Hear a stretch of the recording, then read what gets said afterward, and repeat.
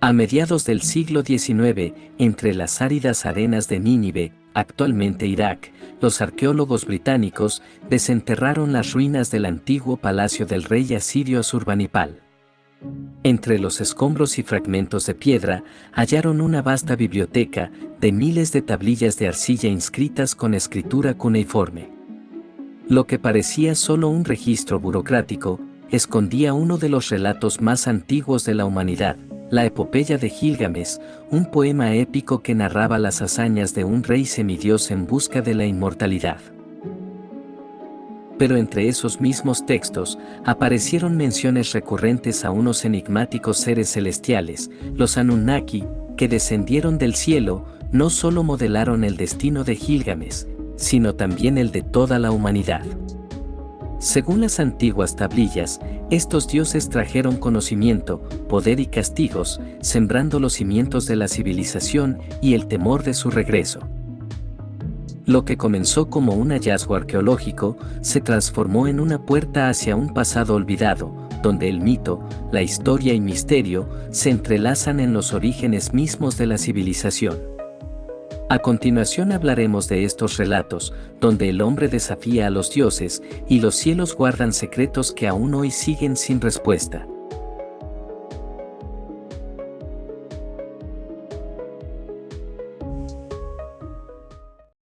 Nínive. Nínive se situaba a orillas del río Tigris, en la actual ciudad de Mosul, al norte de Irak. Su posición estratégica facilitaba el comercio y el control militar de importantes rutas del creciente fértil. Aunque sus orígenes se remontan al 6000 a.C., Nínive era originalmente una ciudad pequeña, de carácter religioso, dedicada a Istar, la diosa de la guerra y el amor. Durante los siglos siguientes, especialmente bajo el Imperio Asirio, Nínive creció hasta convertirse en una metrópolis de gran poder y prestigio. En el siglo VII a.C., el rey Sennacherib estuvo en el periodo del 705 a 681 a.C. En su mando, trasladó la capital de Asiria a Nínive. Embelleció la ciudad con murallas gigantescas de 30 metros de altura y 12 puertas monumentales, jardines, canales, templos y palacios. El sucesor, Asurbanipal, estuvo en un periodo de 669 al 627 a.C. Fundó la gran biblioteca de Nínive, con más de 30.000 tablillas en escritura cuneiforme, incluyendo la epopeya de Gilgamesh y el Enuma Elish.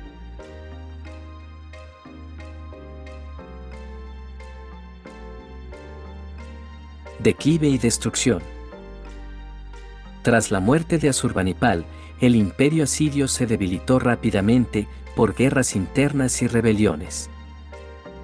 En el 612 a.C., una coalición de babilonios y medos destruyó Nínive. La ciudad fue incendiada y saqueada, y su caída simbolizó el fin del imperio asirio, uno de los más poderosos del mundo antiguo. La Gran Biblioteca de Nínive es uno de los descubrimientos más importantes de la historia antigua. Fue la primera biblioteca organizada del mundo conocida, y se considera un antecesor directo de bibliotecas como las de Alejandría o Pérgamo. La biblioteca fue fundada por el rey Asurbanipal, que reinó del 669 al 627 a.C., el último gran monarca del imperio asirio. Hombre culto y amante del conocimiento, Asurbanipal reunió una vasta colección de textos de toda Mesopotamia. Se hallaba dentro de su palacio en Nínive y estaba compuesta por más de 30.000 tablillas de arcilla en escritura cuneiforme. El contenido de la biblioteca incluía obras de diversos temas. En mitología y religión estaban las obras, como el Enuma Elish, que narra la historia del origen del universo, la creación del mundo y la humanidad. También incluía el mito de Adapa y la epopeya de Gilgamesh. Además, habían escrituras de medicina, prácticas curativas, astronomía y astrología, matemáticas y cálculo, oráculos, presagios, textos de adivinación, gramáticas y diccionarios en sumerio y acadio.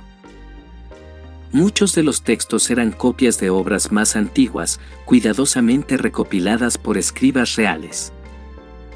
Se estima que había entre 1000 y 1500 obras diferentes, muchas de ellas copias de textos más antiguos. Algunas obras estaban divididas en múltiples tablillas, como los libros modernos en capítulos. Por ejemplo, la epopeya de Gilgamesh fue hallada en 12 tablillas y el Enuma Elish en 7 tablillas. Muchas tablillas están fragmentadas y parte del trabajo de los investigadores ha sido reconstruir obras en piezas sueltas. Descubrimiento arqueológico. Nínive fue redescubierta en el siglo XIX por el arqueólogo Austen Layard. Se desenterraron palacios, relieves, estatuas y parte de la biblioteca de Asurbanipal, permitiendo conocer más sobre la historia, religión y cultura asiria. Las tablillas se encontraban fragmentadas, muchas calcinadas por el incendio que destruyó la ciudad en el 612 a.C. Gran parte de los hallazgos fueron llevados al Museo Británico, donde todavía se conservan. Importancia cultural. Es tan importante y que fue la fuente principal para conocer la literatura, historia y ciencia de la antigua Mesopotamia. Gracias a esta biblioteca, se ha podido reconstruir obras fundamentales, como la epopeya de Gilgamesh. Esto representa un esfuerzo consciente de preservar el conocimiento para futuras generaciones y un rasgo excepcional en el mundo antiguo.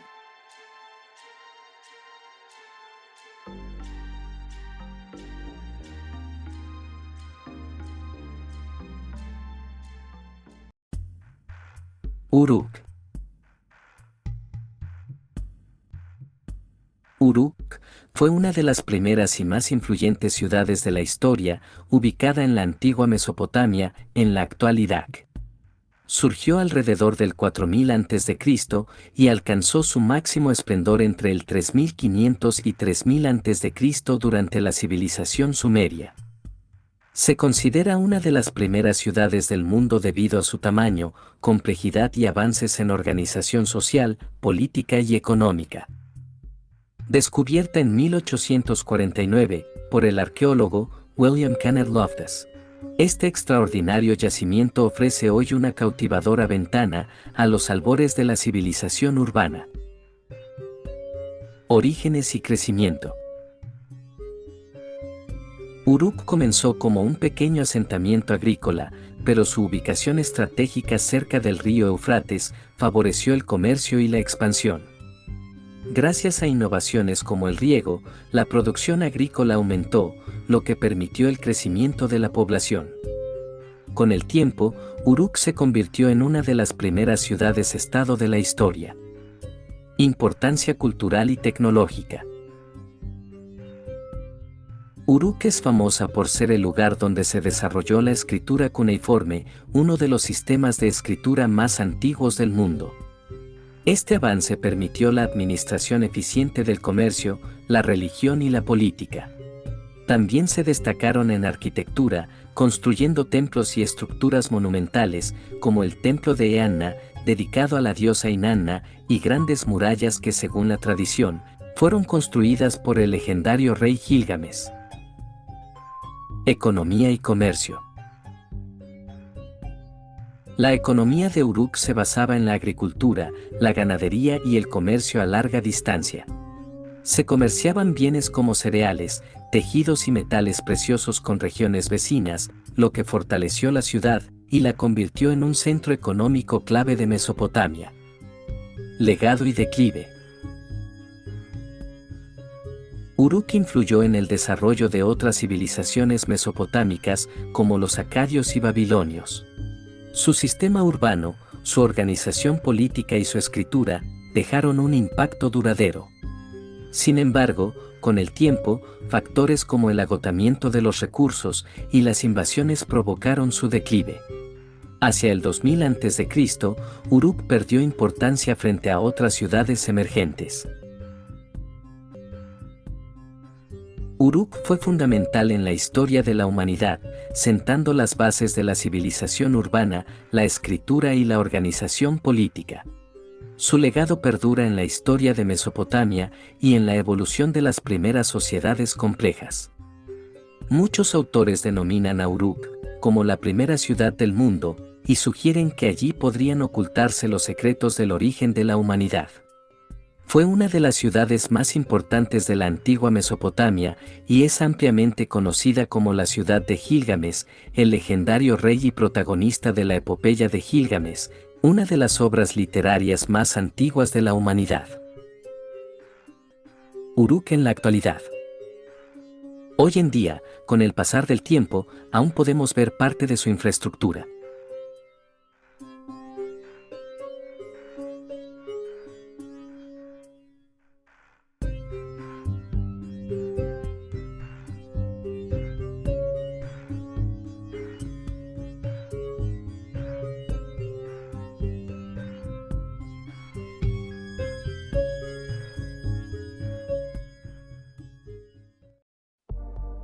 La epopeya de Gilgamesh.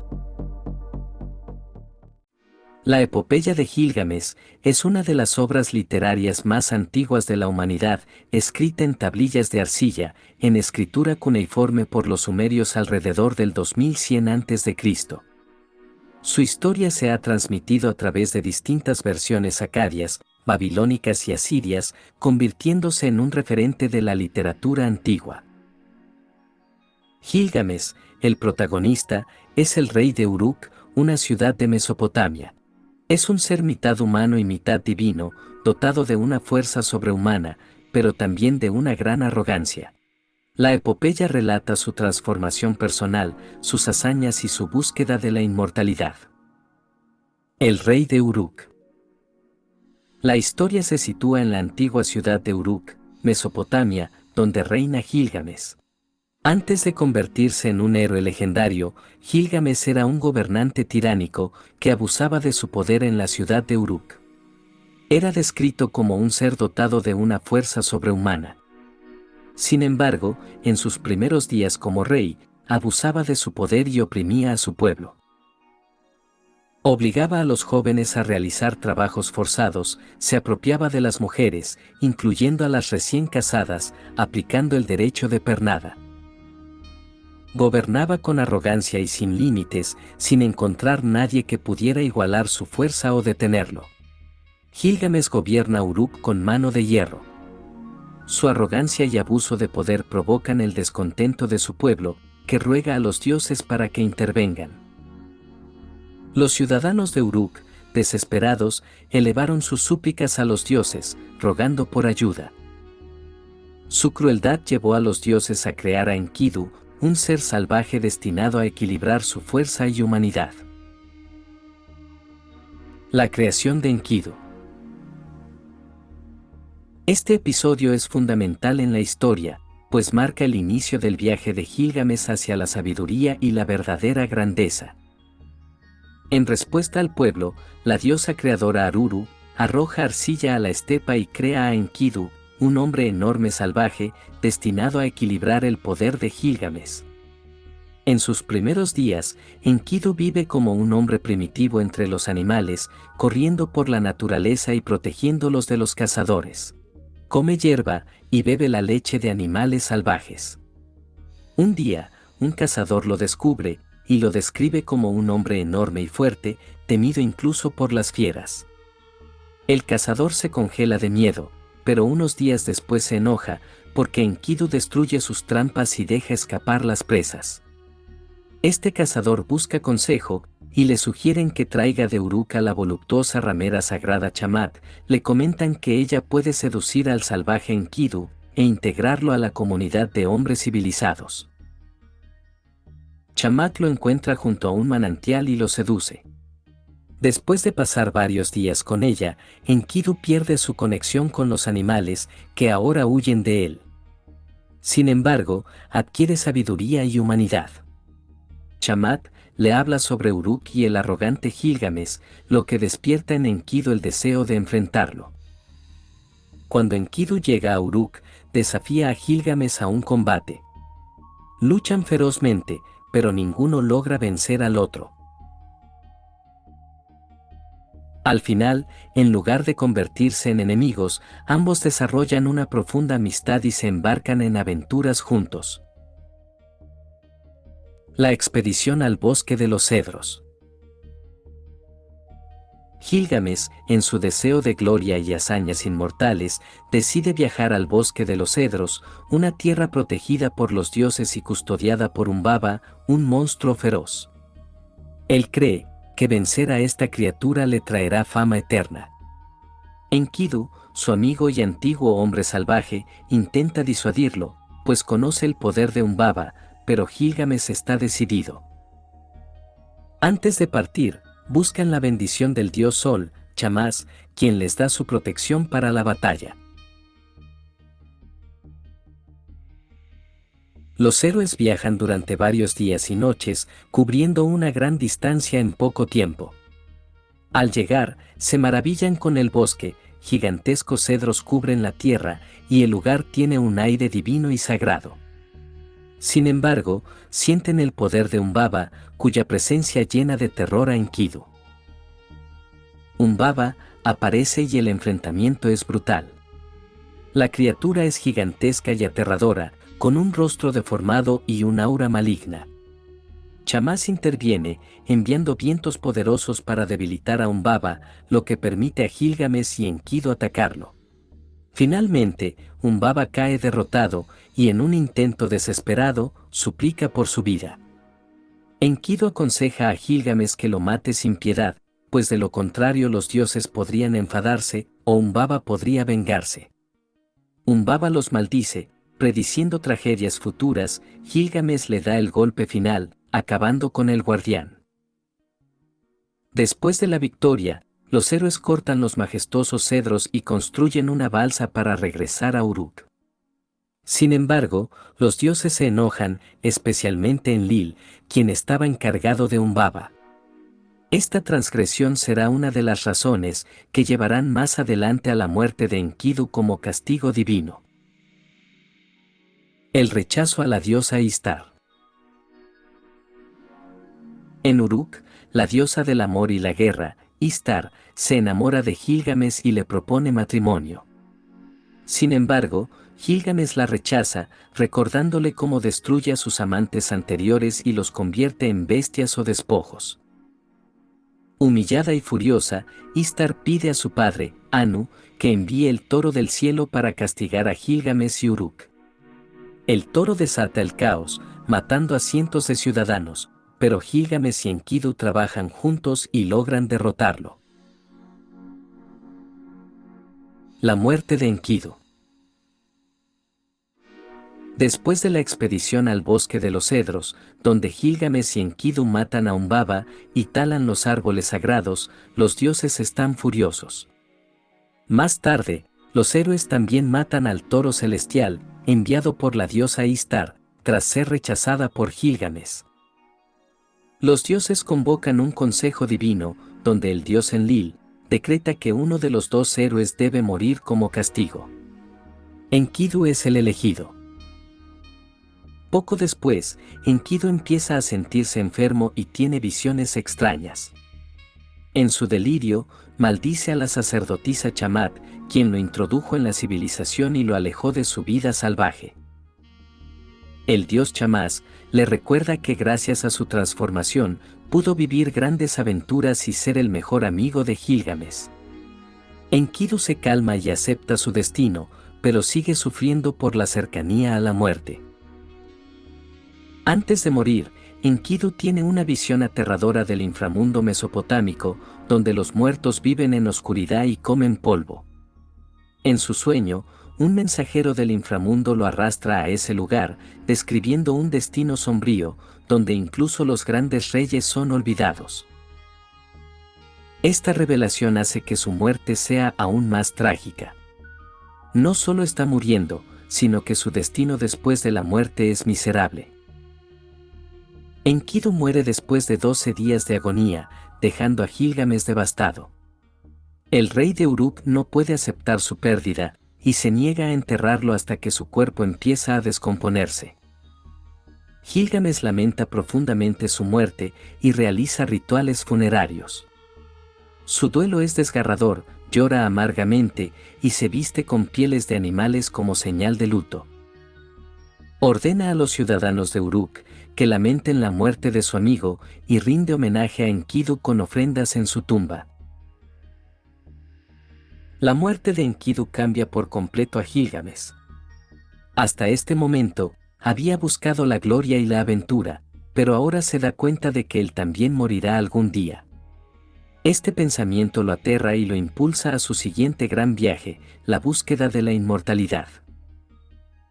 Ese fue el precio de desafiar a los dioses. La muerte de Enkidu es el castigo por sus acciones y las de Gilgamesh.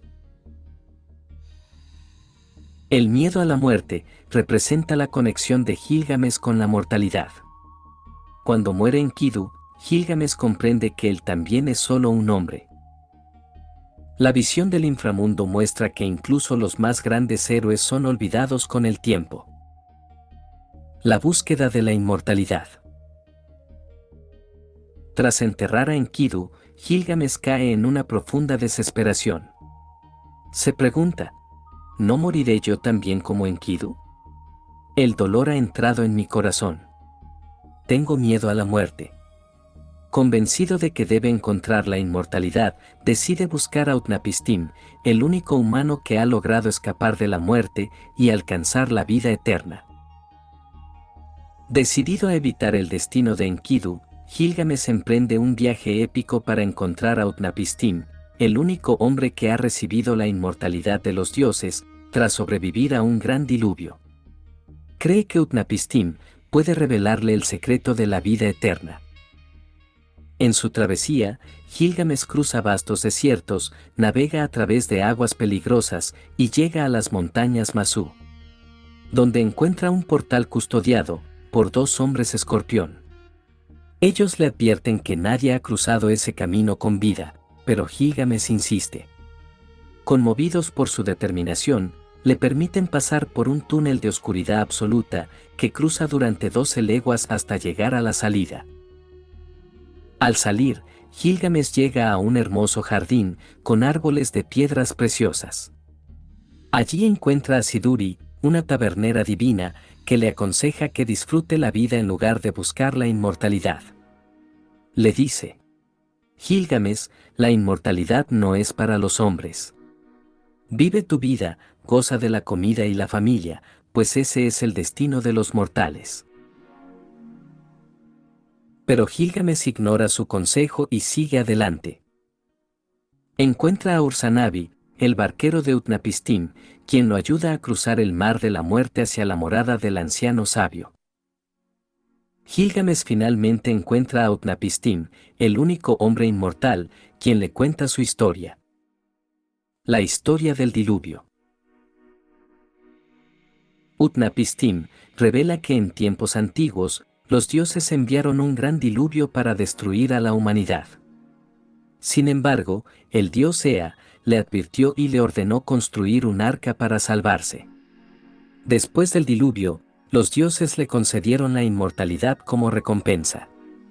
Sin embargo, le deja claro a Gilgamesh que su caso fue único y no puede repetirse. Utnapishtim le revela que los dioses decidieron exterminar a la humanidad con un gran diluvio porque los humanos eran demasiado ruidosos y molestaban a Enlil, el dios del viento y la tierra. El dios Ea, Enki, protector de la humanidad, advirtió en secreto a Utnapishtim sobre el desastre. Le ordenó construir un arca y le dijo: destruye tu casa y construye un barco, abandona tus posesiones y salva la vida. Le dio instrucciones sobre cómo hacer la embarcación y le pidió que llevara a su familia, artesanos y animales de cada especie. Utnapishtim sigue las órdenes y convence a la gente de su ciudad de que está construyendo un barco para los dioses. Cuando Utnapishtim terminó el arca, subió con su familia y los animales. Entonces, comenzó una tormenta catastrófica que duró 6 días y 6 noches. La lluvia fue tan intensa, que toda la tierra quedó sumergida. Incluso los dioses sintieron miedo al ver la destrucción, y se lamentaron por haber enviado el desastre. El séptimo día, la tormenta cesó y todo estaba en calma, pero el mundo estaba cubierto de agua. Utnapishtim envió 3 aves para ver si la tierra había emergido, una paloma, que regresó sin encontrar tierra, después envió una golondrina, que también volvió. En la tercera ocasión envió un cuervo, que no regresó, señalando que las aguas habían bajado.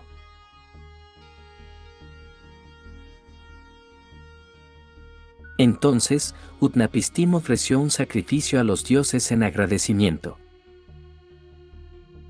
Cuando Enlil vio que un humano había sobrevivido, al principio se enojó. Sin embargo, Ea intervino y le explicó que Utnapishtim solo siguió sus órdenes.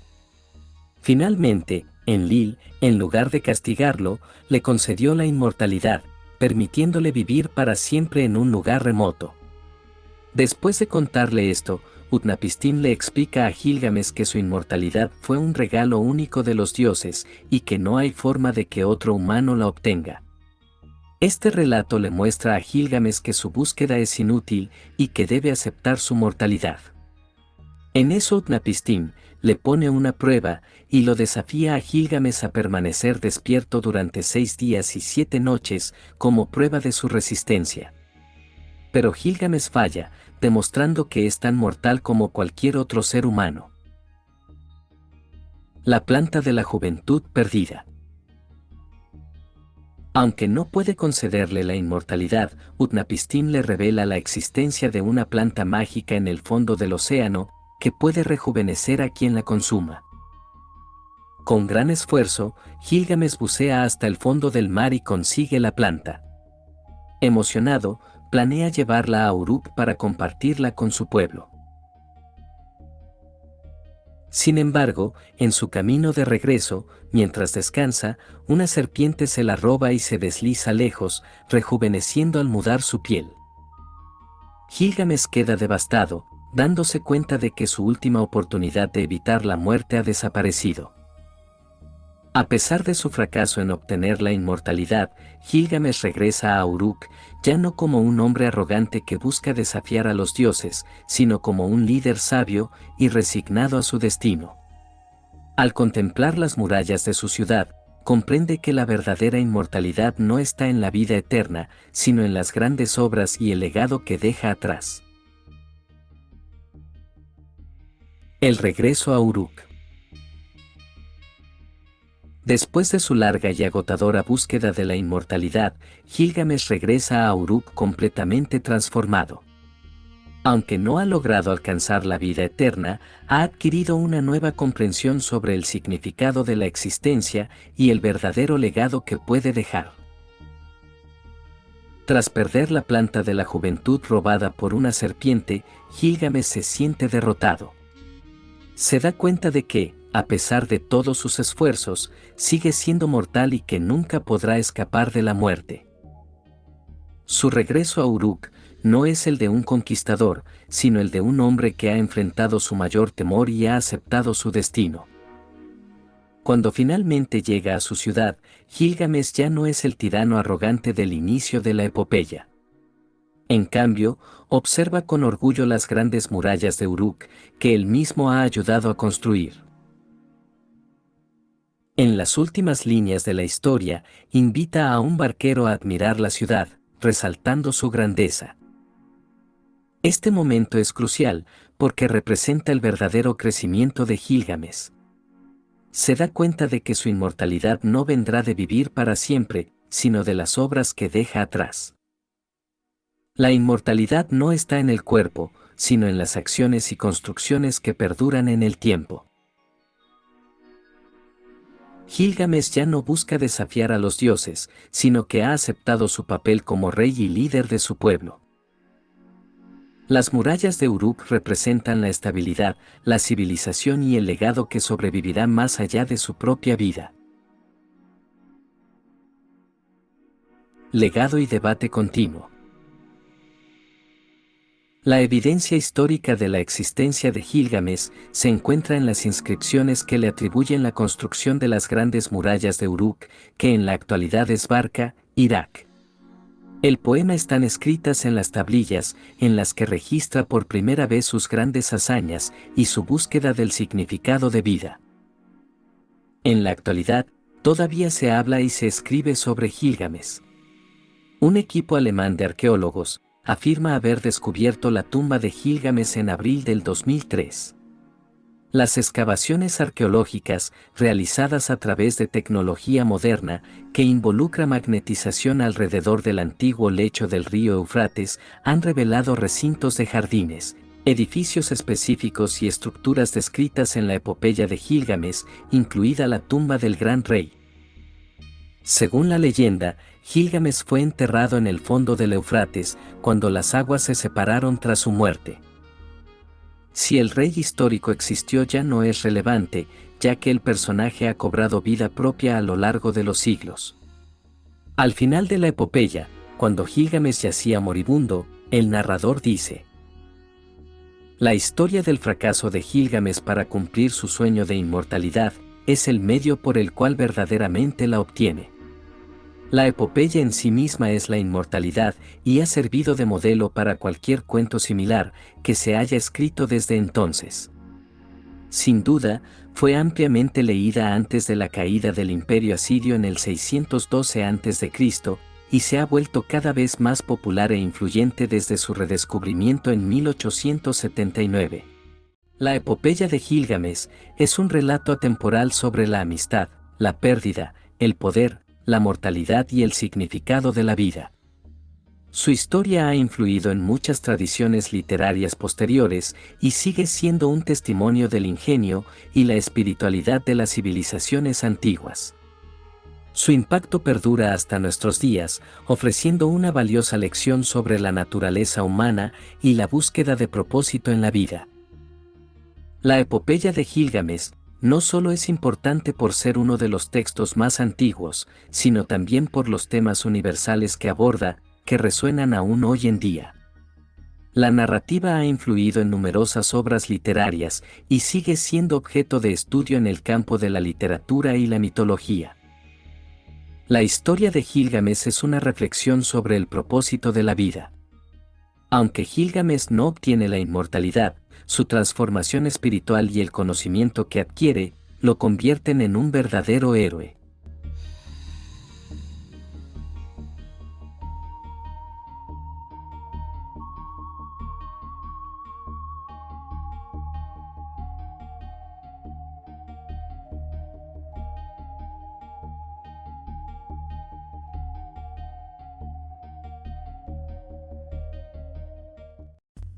La historia de los Anunnaki.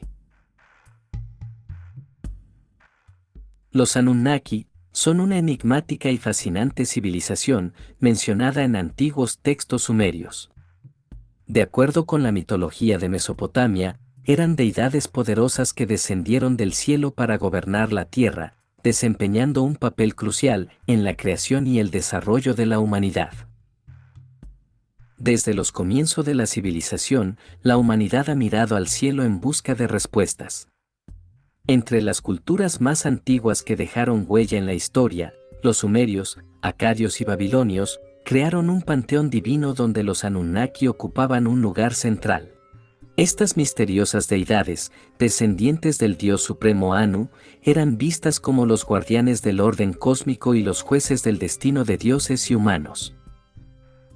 Sin embargo, en tiempos modernos, diversas teorías han sugerido que los Anunnaki podrían haber sido seres extraterrestres, que intervinieron en la evolución de nuestra especie aportando conocimientos avanzados a las antiguas civilizaciones. Este misterio ha despertado el interés de arqueólogos e historiadores, quienes buscan descifrar la verdadera naturaleza de estos dioses celestiales. ¿Quiénes eran los Anunnaki y cuál es su historia?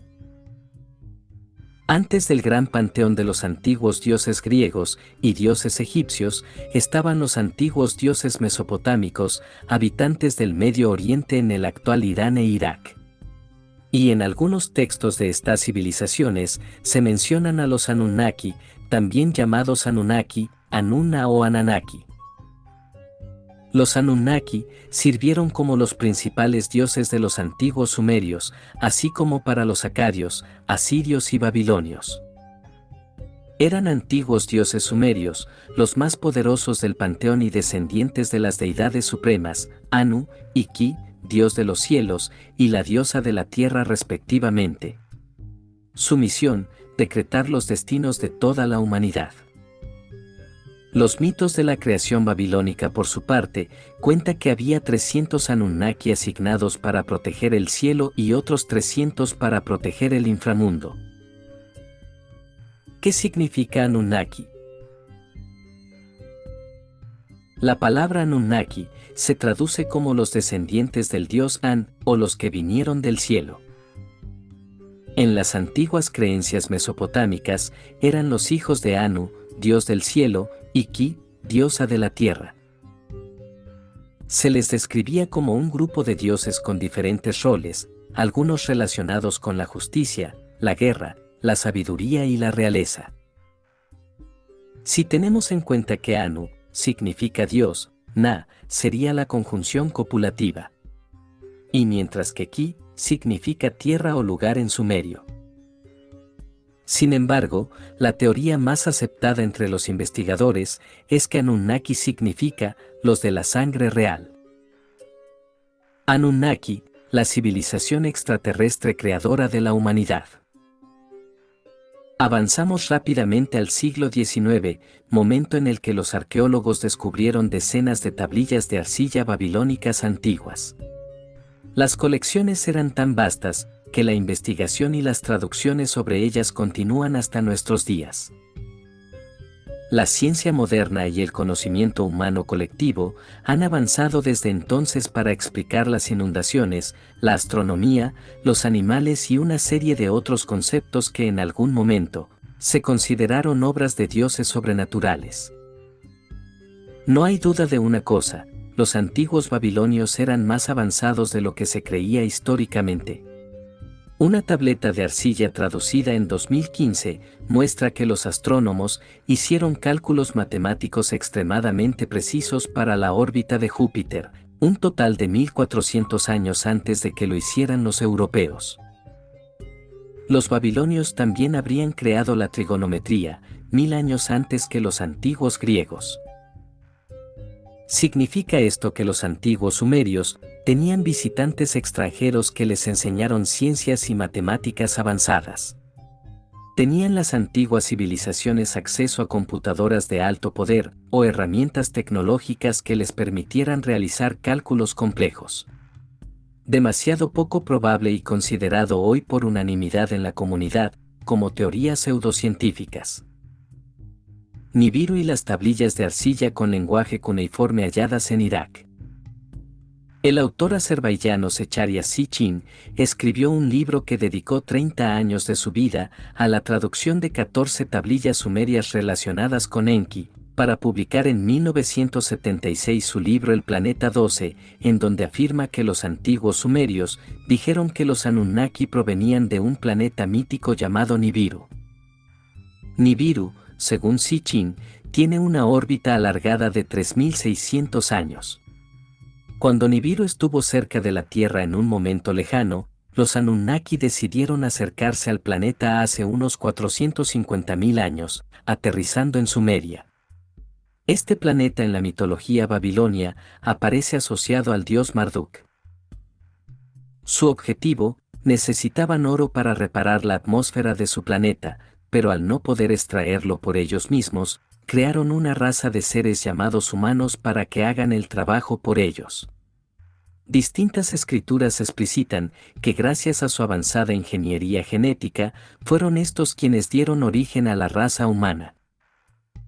Esta es la historia ignorada por la ciencia oficial, porque aceptarla significaría la invalidez de la teoría evolucionista de Darwin, cuyas bases son indemostrables, pero ciegamente aceptadas por el sistema. Un principio basado en la manipulación para encubrir las evidencias de nuestros orígenes extraterrestres. científicos y arqueólogos han arriesgado sus carreras para revelar la historia que nos ha sido vedada.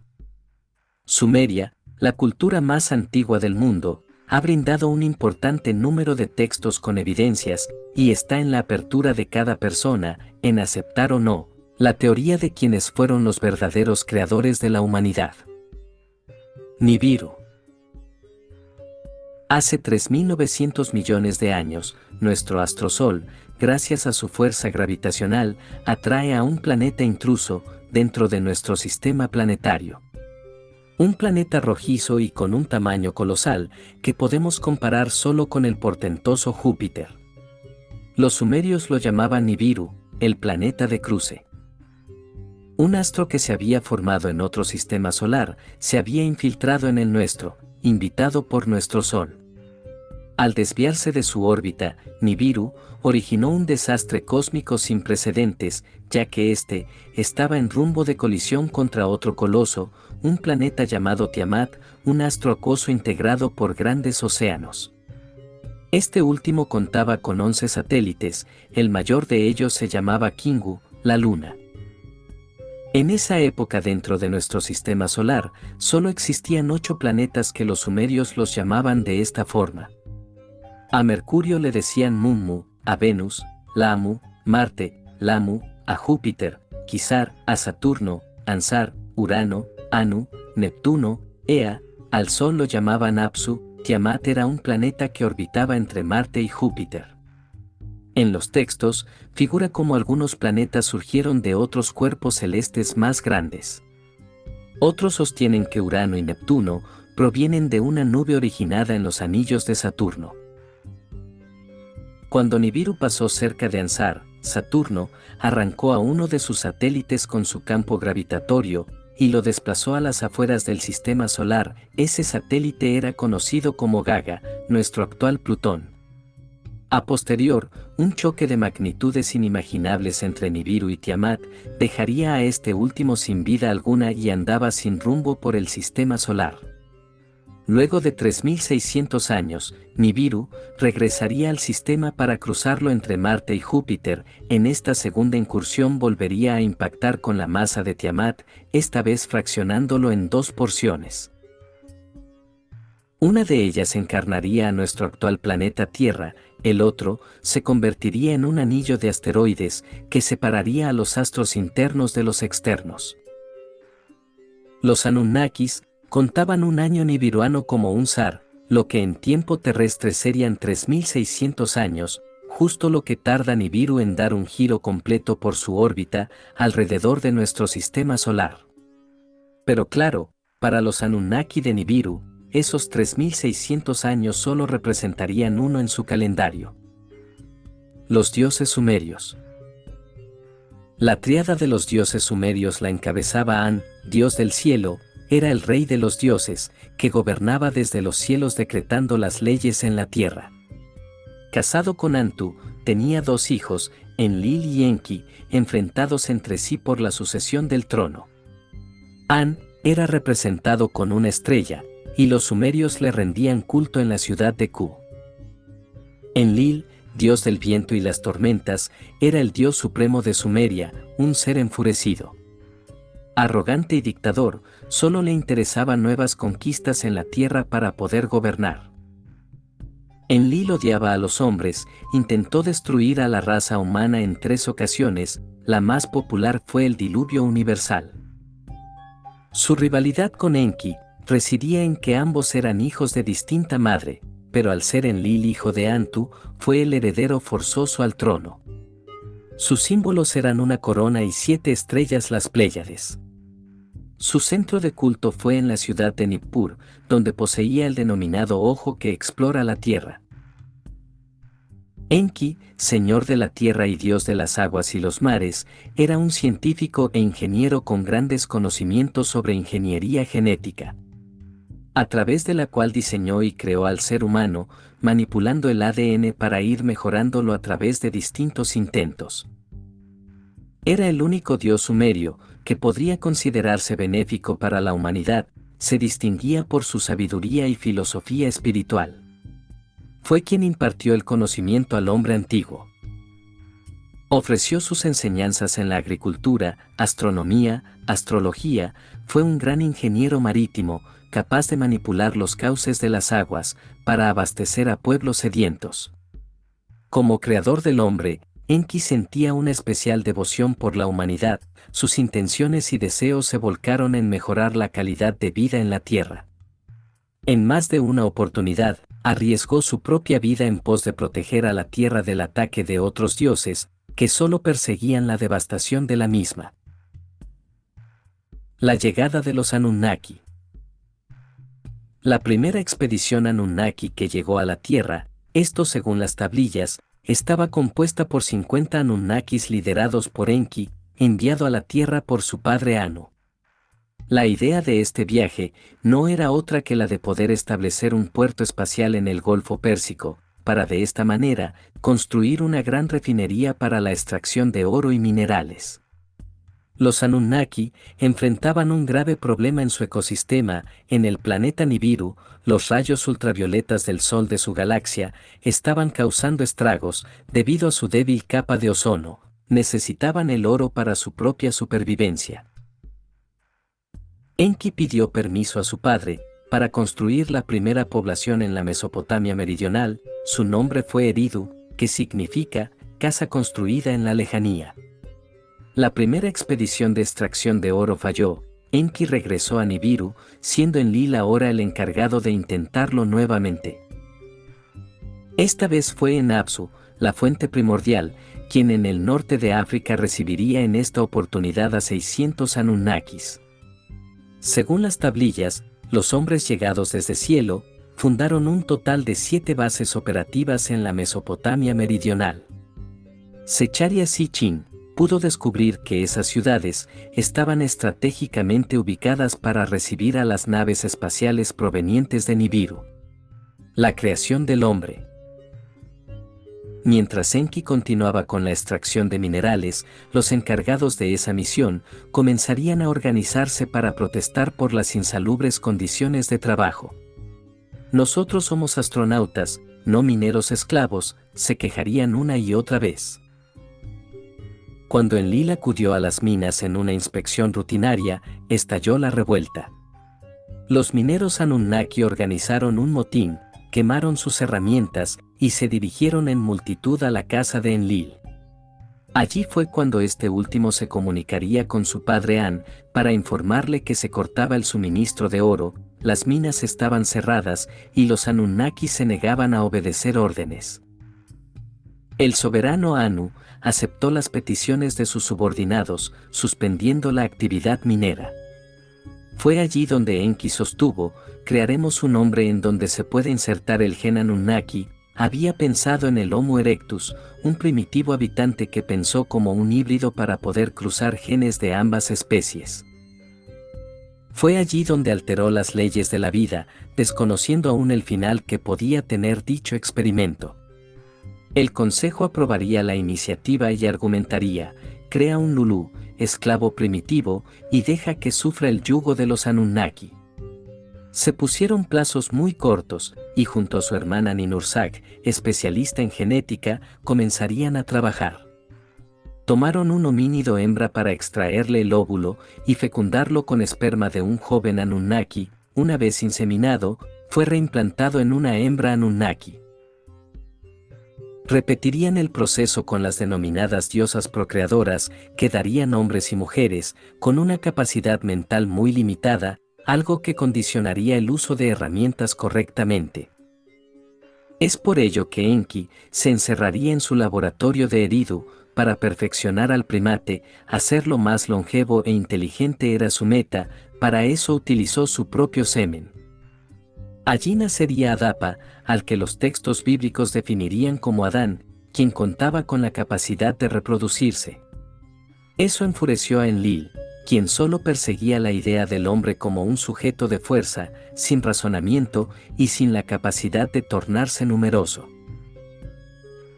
Los dioses dejarían la explotación minera para enseñarles a cultivar campos, a recitar poesías y a danzar y cantar para ellos. Esto hasta que algunos hombres fueron ordenados sacerdotes, para que tengan su actividad dentro de los templos adorando a los dioses. Cada Anunnaki alimentaba su egocentrismo para poder ser venerado como un dios. Todo lo que sabemos de estos visitantes espaciales fue gracias al hallazgo de unas 25.000 tablillas de arcillas que relatan con detalles cómo esta civilización extraterrestre llegó a la Tierra hace más de 445.000 años, creando al ser humano genéticamente hace unos 300.000. Los Anunnaki, sabemos que, si bien eran considerados dioses, no lo eran medularmente, tampoco ángeles o demonios. Podemos definirlos como una civilización avanzada en torno a la física y a la tecnología, capaces de atravesar planos dimensionales y galaxias. De aceptar la teoría Anunnaki, el mundo se hubiera anulado el monoteísmo occidental, el control religioso sobre el Estado, se habrían encendido los prejuicios en la teoría de Darwin de la evolución, y se habría transformado completamente nuestra comprensión de nosotros mismos y nuestro lugar en el universo. Allí radicaría una de las tantas respuestas del por qué esta historia ha sido borrada, ninguneada, modificada y transformada en una novela casi mitológica. Descubrimiento de las tablillas de arcillas. Las tablillas de arcilla sumerias son la principal fuente de conocimiento sobre los Anunnaki, ya que contienen los relatos más antiguos escritos sobre estos dioses. A través de inscripciones en escritura cuneiforme, se documentaron mitos como el Enuma Elish, la epopeya de Gilgamesh y el descenso de Inanna al inframundo, donde los Anunnaki aparecen como figuras divinas que rigen el destino de los humanos y del cosmos. Estas tablillas revelan que los Anunnaki eran deidades vinculadas con la mitología y la religión mesopotámica. Su papel estaba relacionado con la creación del mundo, el juicio en el inframundo y la administración del orden celestial y terrestre. Gracias a estos registros, los historiadores han podido reconstruir la cosmovisión sumeria y la importancia de los Anunnaki en su cultura. Las tablillas de arcilla siguen siendo una fuente invaluable para comprender la mentalidad, creencias y estructura religiosa sumeria, considerada una de las civilizaciones más antiguas del mundo. Los Anunnaki en la actualidad. La asociación entre sumerios, Nibiru y Anunnaki, también se ha visto favorecida por la aparición de videojuegos y documentales. Al menos si nos atenemos a datos estrictamente científicos que se pueden consultar fácilmente en Internet y de vez en cuando en las televisiones de todo el mundo. En 2004 varios cómics de Marvel utilizaban como argumento el que antiguos astronautas habían transmitido sus conocimientos a las primeras civilizaciones de la humanidad. Sin citar directamente a los Anunnaki, su alusión a estos antiguos seres de la mitología sumeria parece clara. En la película Eternal de Marvel, hacen referencia de que estos seres, que llegaron a la cultura babilonia para ayudar en conocimiento y tecnología. Por otro lado, series de éxito como Stargate inspiran los antiguos dioses sumerios o egipcios en seres extraterrestres. Los Anunnaki son una de las civilizaciones divinas más enigmáticas de la mitología mesopotámica, descritos como dioses que gobernaban el cielo, la tierra y el inframundo. Originalmente, eran figuras religiosas sin conexión con extraterrestres, pero con el tiempo, su historia ha sido reinterpretada en teorías modernas, que los presentan como seres avanzados que habrían influido en la humanidad. Si bien la hipótesis de los Anunnaki ha sido popularizada en libros y teorías conspirativas. Sin embargo, su impacto en la cultura popular es innegable, apareciendo en películas, videojuegos y literatura de ciencia ficción. En última instancia, los Anunnaki representan el misterio de nuestras antiguas civilizaciones y el deseo humano de encontrar respuestas sobre nuestros orígenes, ya sea a través de la religión, la historia o la especulación. En su contexto original, los Anunnaki eran seres espirituales venerados en templos y ceremonias. Su legado sigue vivo en la arqueología, la mitología y el estudio de las civilizaciones antiguas, demostrando la riqueza y profundidad de la cultura sumeria.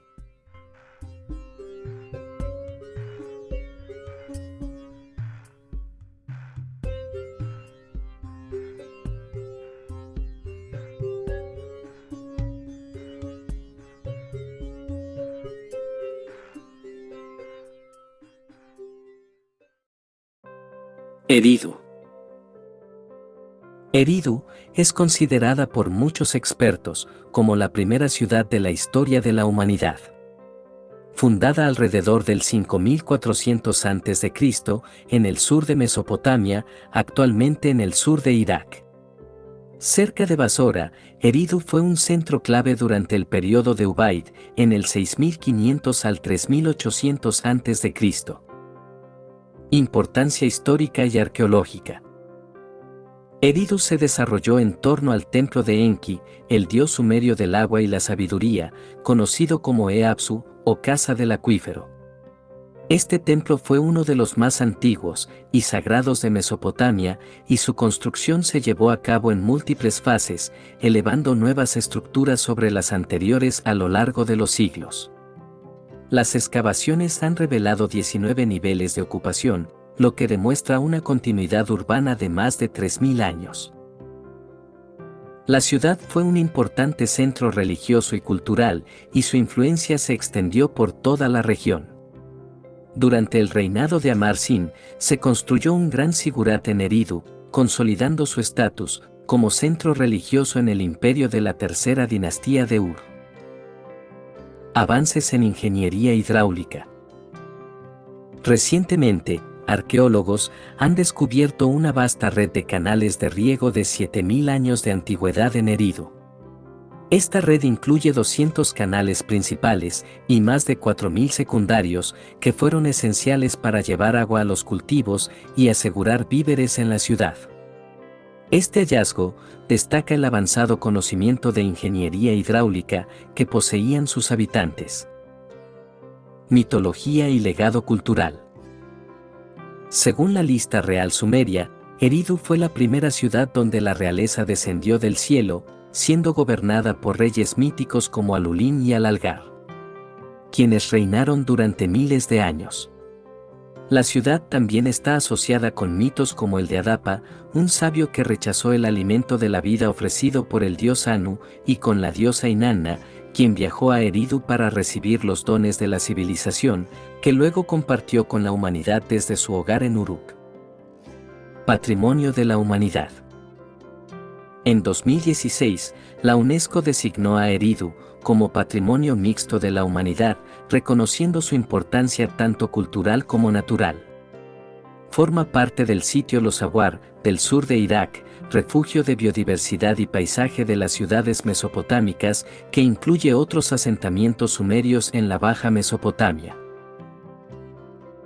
¿Quién era Adapa? Adapa fue un ser humano excepcional, creado por el dios Enki, Ea, dios del conocimiento, para ser su sacerdote y representante en la tierra. Vivía en la ciudad sagrada de Eridu, centro religioso y una de las ciudades más antiguas de Sumeria. Adapa poseía una sabiduría divina, sabía realizar rituales, interpretar presagios y controlar fuerzas naturales. Era el prototipo del sabio perfecto, pero no tenía inmortalidad. Mientras pescaba en el mar, un viento del sur volcó su barca. Enojado, Adapa quebró las alas del viento mediante un encantamiento, y éste dejó de soplar en la región. Este acto desató la ira del dios del cielo, Anu, quien pidió que Adapa fuera llevado ante él para responder por su acción. El consejo de Enki. Antes del viaje al cielo, Enki, su creador, lo advierte, le dice que no coma ni beba nada que los dioses le ofrezcan, ya que podrían ser alimentos de muerte o engaños. Adapa comparece ante Anu, pero sorprendentemente, los dioses del cielo lo tratan con respeto. Le ofrecen el pan y el agua de la vida eterna, como recompensa por su sabiduría y compostura. Pero Adapa, obediente a Enki, rechaza a ambos. Anu se asombra, ¿por qué ha despreciado la vida eterna? ¿Quién lo ha engañado? En ese momento, la humanidad pierde la inmortalidad que se le iba a conceder. Adapa es enviado de regreso a la tierra, a un sabio, pero mortal. La desobediencia habría llevado a la muerte, pero aquí la obediencia a Enki hace que Adapa pierda sin saberlo la vida eterna. Enki y Anu parecen tener visiones diferentes sobre el destino humano. Adapa representa el ser humano, que puede comprender a los dioses, pero no escapar del destino de morir.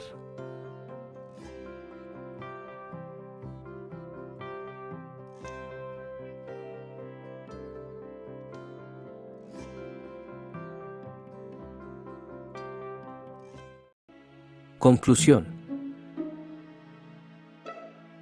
La historia de Gilgamesh y los Anunnaki constituye una de las bases míticas más antiguas de la humanidad.